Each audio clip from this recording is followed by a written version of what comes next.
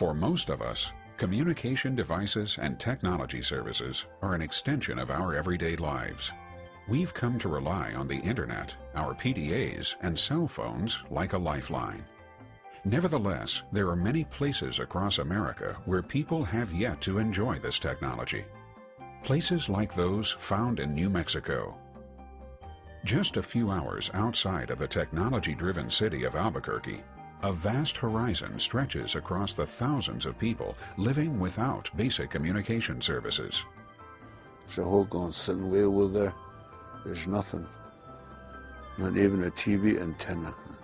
There's no electric. Yeah, they need something out there. They need some kind of communication. Everett Baldwin is one of the 100,000 plus Navajo people who live in New Mexico's Navajo Nation. Here, progress has learned to be patient.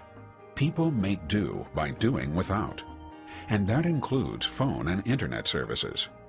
Estimates indicate that fewer than 40% of households have plain old telephone service. Then, a small rural carrier communications company with the vision to bring communication services to this area makes the right connections and begins to conquer New Mexico's digital divide.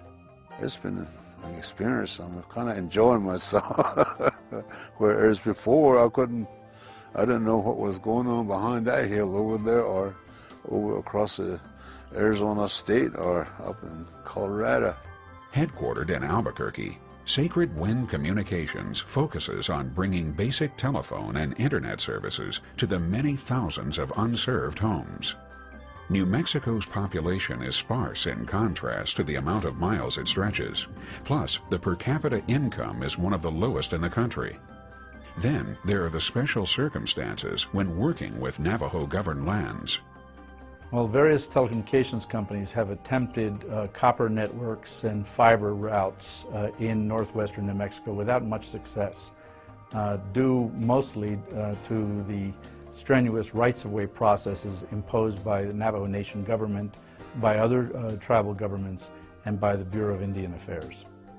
As a rural carrier, Sacred Wind was able to receive loans and grants from the Rural Utility Service, an agency within the USDA charged with providing public utilities to rural areas in the United States.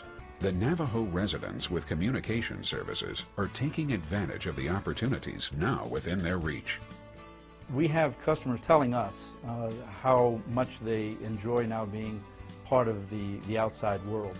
When I was without these phone and the computer, it was kind of hard for me.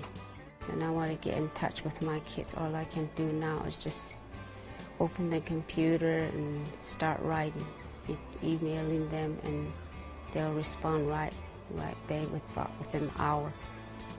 We found about 15 to 20% of the households in our service territory engage in some form of cottage industry. We have several customers who have come to us asking us to help them design websites so that they could sell these wares online, and several of them have quite successfully. Online resources are helping school-age children do better with their homework, and adults are accessing online educational courses and using the internet to find and apply for jobs.